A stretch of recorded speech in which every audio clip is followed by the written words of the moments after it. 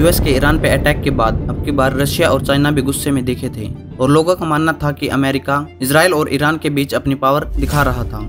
लेकिन ये बात नहीं समझ रहे कि इस बार यूएस एक छोटे नेशन को नहीं बल्कि दो बिग सुपर पावर को पोक कर रहा था, क्योंकि अब बात सिर्फ न्यूक्लियर वेपन की नहीं थी। इनफैक्ट अमेरिका और इजराइल ओपनली ईरान के सुप्रीम लीडर को हटा के उसकी जगह एक वेस्टर्न पपेट को बिठाने की कोशिश कर रहे थे, जैसा कि पहले भी कर चुके हैं। हिस्ट्री में सबने देखा है कि हर बार जब कोई लीडर वेस्टर्न के खिलाफ खड़ा हुआ तो अमेरिका ने उसको हटा के अपना पपेट बिठा दिया।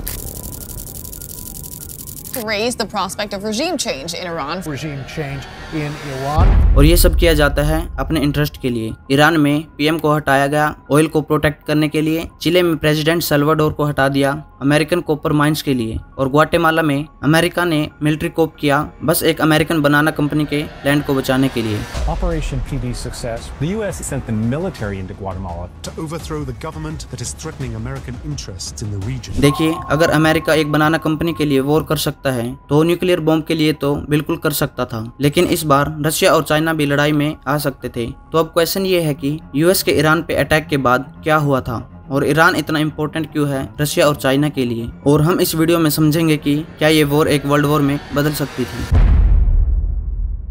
तो हेलो दोस्तों, वेलकम टू आवर चैनल। और अब सबसे पहला क्वेश्चन और आप सबके मन में भी होगा कि ईरान इतना इम्पोर्टेंट क्यों है रशिया और चाइना के लिए। तो 22 जून 2025 को यूएस एयरफोर्स ने ईरान के न्यूक्लियर साइट्स पर स्ट्राइक की, और अमेरिका का ये अटैक दुनिया को फिर से एज पे ले जाता है, क्योंकि अब ईरान ने भी इजराइल पर एक जवाबी हमला किया था। अब ये सिर्फ मिसाइल्स की बात नहीं थी। रिपोर्ट्स के अकॉर्डिंग यूएस और इजराइल ने अब ईरान के रेजिम को ओवरथ्रो करने का प्लान बनाया था, और अगर ये हो जाता तो दुनिया के लिए एक बड़ा खतरा था कि रशिया और चाइना भी इस वॉर में आ सकते थे, क्योंकि ईरान कोई ऑर्डिनरी देश नहीं है बल्कि ये रशिया और चाइना का एक बहुत बड़ा अलाय है। और यहाँ 3 इंपॉर्टेंट रीजन हैं जो बताते हैं कि रशिया और चाइना ईरान को क्यों नहीं हारने देते। आपको याद ही होगा, रशिया यूक्रेन कॉन्फ्लिक्ट से पहले यूरोप के 40% नेचुरल गैस इंपोर्ट रशिया से आते थे, और ये gas north stream 1 Yamal Europe और ट्रक स्ट्रीम पाइपलाइन से आती थी। मैप में देखो, नॉर्थ स्ट्रीम 1 बाल्टिक सी के नीचे रशिया और जर्मनी को कनेक्ट करता है, और यमाल यूरोप पाइपलाइन रशिया से बेलारूस और पोलैंड के थ्रू यूरोप तक गैस सप्लाई कनेक्ट करता है,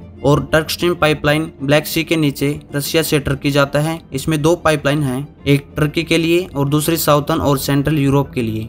और रशिया ने यूरोप के इसी डिपेंडेंसी का फायदा उठाया, और जब सैंक्शन लगे तो रशिया ने 80% ऑयल सप्लाई कट कर दी, जिससे ग्लोबल ऑयल शॉर्टेज हुई और ऑयल के प्राइस स्काई रॉकेट हुए।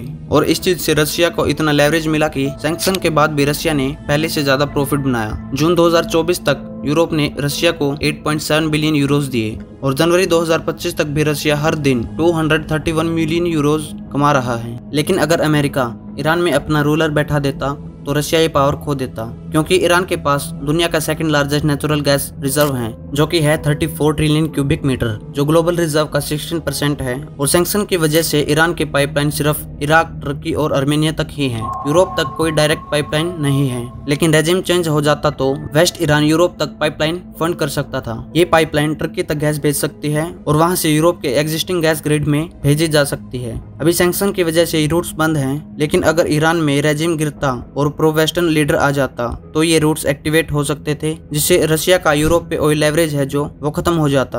और चाइना के लिए भी सेम चीज है, क्योंकि चाइना अभी ईरान का सबसे बड़ा बायर है, और 2025 में चाइना ईरान के लगभग 90% ऑयल एक्सपोर्ट खरीद रहा है। कई रिपोर्ट्स कहती हैं कि ये ट्रांजैक्शंस युआन में होती हैं, ना कि यूएस डॉलर में। ये ग्लोबल एनर्जी ट्रेड में एक बड़ा शिफ्ट है, क्योंकि चाइना युआन को इंटरनेशनलाइज करना चाहता है और यूएस डॉलर पे अपनी डिपेंडेंसी कम करना चाहता है। लेकिन अगर ईरान का लीडरशिप प्रो वेस्ट हो जाता तो ईरान और चाइना की ये अरेंजमेंट खत्म हो सकती थी, क्योंकि यूएस और उसके अलाइज ईरानियन ऑयल एक्सपोर्ट पे कंट्रोल कर लेंगे, प्राइसिंग और करेंसी दोनों पे भी।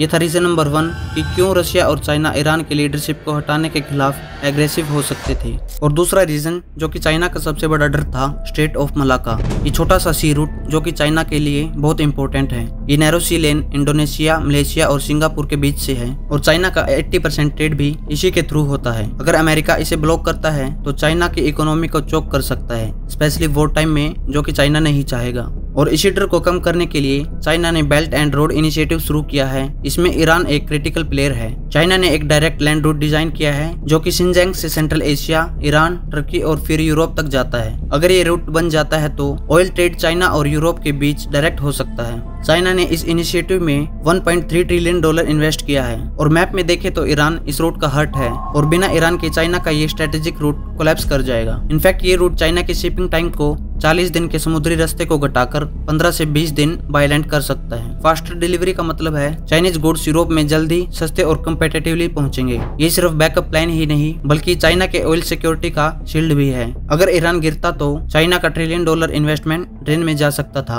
और सबसे बुरा ये है कि चाइना फिर से अमेरिका के ग्लोबल चॉक होल्ड के नीचे आ सकता था। और इसके बाद थर्ड रीजन है कि मिलिट्री हार्डवेयर सिनर्जी। रशिया ने ईरान को S-300 एयर डिफेंस सिस्टम दिए थे न्यूक्लियर साइट्स के लिए। दोनों देश आपस में ड्रोन टैक, मिसाइल डिफेंस और साइबर वॉरफेयर टूल शेयर करते हैं और ईरान ने रशिया यूक्रेन वॉर टाइम में रशिया को शाहिद 136 ड्रोन सप्लाई किए। ये सस्ते ड्रोन्स ने रशिया के एयर स्ट्राइक के कॉस्ट को बचा लिया, वरना रशिया के मिलियंस डॉलर के मिसाइल यूज होते। अगर ईरान हारता तो रशिया के लिए सस्ते ड्रोन्स खत्म, सर्विलेंस टूट जाता और कॉस्ट पर स्ट्राइक $1000 से $1 मिलियन तक पहुंच जाता। और ईरान सिर्फ रशिया का एलाय ही नहीं बल्कि उसका शील्ड भी है। अगर ये शील्ड टूट जाता तो नाटो सीधा अंदर आ सकता था। इसलिए ईरान में रेजिम चेंज रशिया के लिए सिर्फ $1 बिलियन का नुकसान ही नहीं बल्कि उसका मिलिट्री, इकोनॉमी और पावर को अटैक के लिए खुला छोड़ देगा। तो मॉस्को के लिए ईरान का गिरना डेंजरस हो सकता था। इसलिए मॉस्को ईरान को डिफेंस जरूर करता, चाहे इसका मतलब वॉर ही क्यों ना हो जाती। और अगर ये सिचुएशन वॉर में बदल जाती तो सिर्फ ईरान ही नहीं बल्कि ऑयल प्राइसेस बड़े अमाउंट पर इंक्रीज होते,